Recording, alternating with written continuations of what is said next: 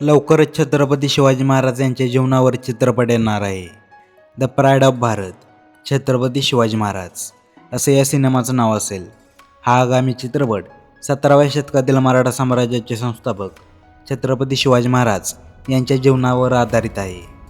चित्रपटाचे दिग्दर्शन संदीप सिंह करत आहेत आणि प्रमुख भूमिकेत ऋषभ शेट्टी दिसणार आहेत. या चित्रपटाची पहिली झलक छत्रपती शिवाजी महाराजांच्या 395व्या जयंतीनिमित्त नुकतीच प्रदर्शित करण्यात आली.